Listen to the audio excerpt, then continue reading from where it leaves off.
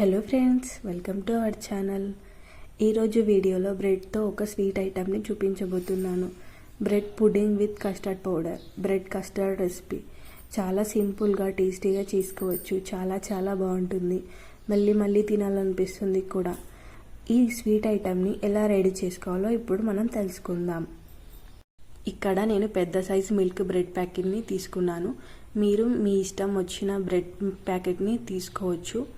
అందులోని 5 బ్రెడ్ ముక్కలను తీసుకొని ఇలా నిలువుగా అడ్డంగా కట్ చేసుకొని ఇలా చిన్న ముక్కలుగా కట్ చేసుకొని పక్కన పెట్టుకున్నాను.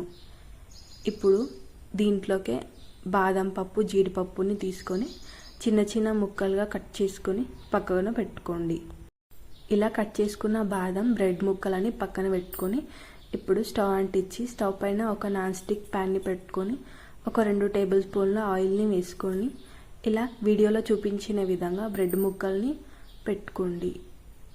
ఇప్పుడు ఇందులోనే కొంచెం నెయ్యిని కూడా మధ్యలో యాడ్ చేస్తూ బ్రెడ్ ముక్కలని అటు ఇటు తిప్పుకుంటూ మంచి కలర్ వచ్చే వరకు ఇలా కాల్చుకోండి.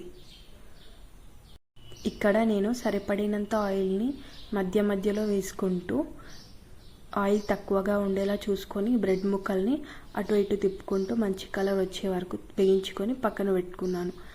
ఇప్పుడు ఒక చిన్న బౌల్ తీసుకొని అందులోనే ఒక గ్లాస్ వరకు పాలని యాడ్ చేసి ఇందులోనే కస్టర్డ్ పౌడర్ని ఒక 2-3 టేబుల్ స్పూన్ల వరకు యాడ్ చేసి ఉండలు లేకుండా ఈ విధంగా బాగా కలుపుకొని పక్కన పెట్టుకోవాలి. ఇప్పుడు స్టవ్ పైన ఒక 1/2 లీటర్ చిక్కటి పాలను తీసుకొని అందులోనే కొన్ని వాటర్ని కూడా యాడ్ చేసుకొని పాలను ఒక పొంగు వచ్చే వరకు వీటిని బాగా కాచుకోవాలి.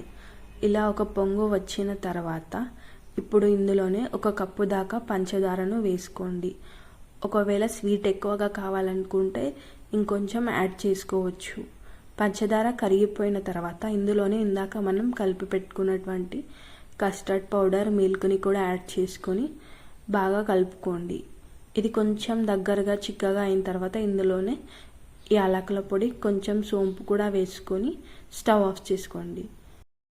ఇప్పుడు మనం కట్ చేసి పెట్టుకున్న బాదం, జీడిపప్పును కూడా వేసుకొని దీన్ని పూర్తిగా చల్లారనివ్వండి. ఇప్పుడు పూర్తిగా చల్లారి చిక్కబడిన తర్వాత దీన్ని ఒక బౌల్లోకి వేసుకొని వీడియోలో చూపించిన విధంగా బ్రెడ్ ముక్కల్ని కూడా పెట్టుకొని మళ్ళీ దానిపై కస్టర్డ్ మిల్క్ని వేసుకోండి. ఇలా బాదం పప్పు, జీడిపప్పును కూడా వేసుకొని ఈ విధంగా సర్వ్ చేసుకోండి. దీన్ని 1 గంట పాటు ఫ్రిడ్జ్లో పెట్టుకొని తిన్నారంటే చాలా బాగుంటుంది, చల్లగా. మీకు ఈ బ్రెడ్తో స్వీట్ ఐటమ్ బాగా నచ్చింది కదూ. మీరు కూడా ఒకసారి ట్రై చేసి ఎలా వచ్చిందో కామెంట్ చేయండి. ఈ వీడియో నచ్చినట్టయితే లైక్ చేయండి, షేర్ చేయండి. మరిన్ని వీడియోస్ కోసం ఛానల్ని సబ్స్క్రైబ్ చేసుకోండి.